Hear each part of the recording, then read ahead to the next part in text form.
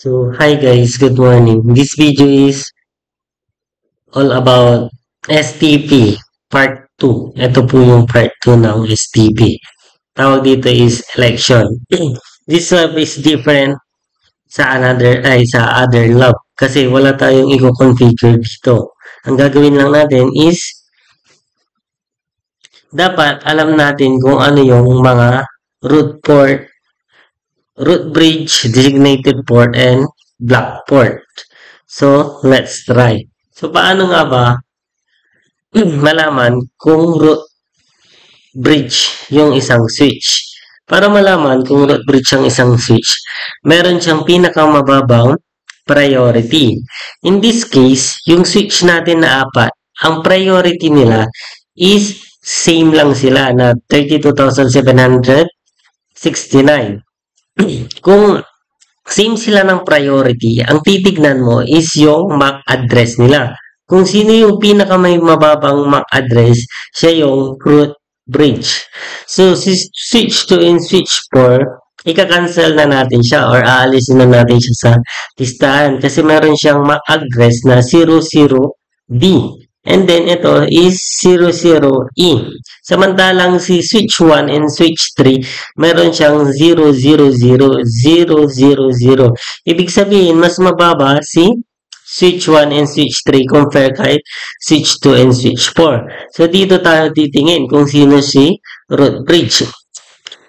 Sa MAC address ni switch 2, meron siyang 0001425. Samantalang si switch 3, meron siyang 0001436. Ibig sabihin, mas mababa ang MAC address ni switch 1. So, si switch 1 ang root bridge. Later on, makikita natin yan. Magagamit lang tayo ng show command para makita natin kung tama ba na si switch 1 talaga ang root bridge or kung tama ba yung ginawa natin. So, si switch 1 ang root bridge, ibig sabihin si pass ethernet 02 and pass ethernet 01, sila yung designated ports. So, switch 1 pala, si pass ethernet 01 and pass ethernet 02, sila yung designated ports. Next, kung designated port si pass ethernet 01 and pass ethernet 02, ito naman si switch 3 na pass ethernet 01 and switch 2 na pass ethernet 02, ibig sabihin sila yung root port. So, ilagay natin dito. Si pass ethernet 02 is root port and then si pass ethernet 01 is root port. Later on, titignan natin kung tama yung ginagawa natin. So, tapos na si switch 1 and itong line na to, itong port na to. So, nandito na lang tayo. So, dito, ang STP cost ng pass ethernet is 19. Nung nakaraan na video, in-explain natin yon. And then, ang gigabyte, ang STP cost niya is 4. So, ibig sabihin, ang root port ni switch 4 is si gigabyte 01. Kasi mas maliit yung kanyang STP cost. Next, tapos na din to. Ibig sabihin, ang hinahanap na lang natin is si block port and then si designated port. So, dito tayo pipili ng block port. Malalaman natin block port doon kung kung meron siyang pinakamataas na priority. Kung same lang sila ng priority, kung sino yung pinakamataas na MAC address, siya yung block port. So, ang priority nila is same. Pero ang MAC address ni switch 2 is 00D. Samantalang ang MAC address ni switch 4 is 00E0. Ibig sabihin, si port 01 ng switch 4, siya yung naka-block. Port 01 pass Ethernet 01 ni switch 4 is siya yung naka-block. Samantalang, si pass Ethernet ng switch 0, siya yung naka-designated port. Next. And then, si switch 3 pala, ito, naka-designated din ito.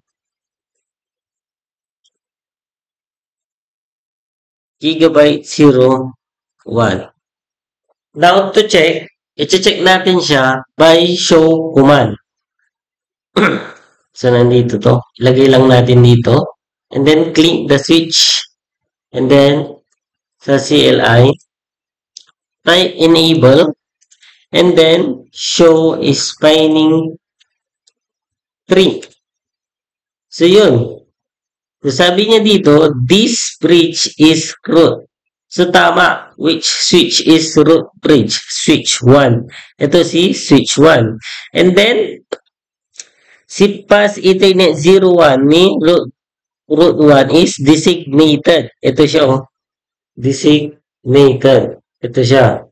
And then, si pass Ethernet 02 niya is designated din, which is nandito siya. So, tama si switch 1. Next is si switch 2. Enable and then show spinning 3.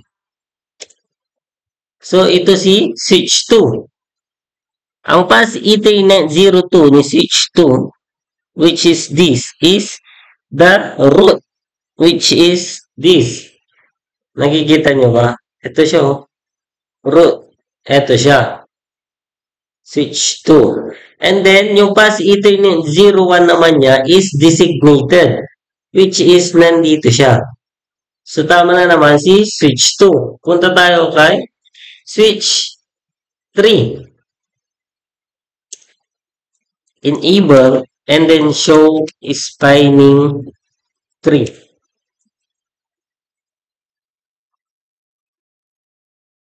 So, si switch 3, ang pass Ethernet 01 niya is na kay root. So, nandito, na kay root, si switch 3, pass Ethernet 01. And then, si gigabyte 01 niya naman is na kay designated, which is nandito siya. Tama na naman tayo. So, lastly is si switch 4. Kung totoo nga bang siya yung naka-block. Bakit kailangan may naka-block? Kailangan may naka-block para hindi mag-loop yung ating mga port. Which is na-explain yan sa unang part ng STP. So, si pass Ethernet 01 is naka-block siya. Tama nga pala tayo. Kung sino yung may pinakamataas na MAC address or priority, siya yung mabablock para hindi siya mag-loop.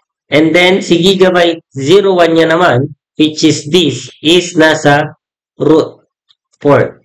So, that's all the STP election. Thank you and God bless.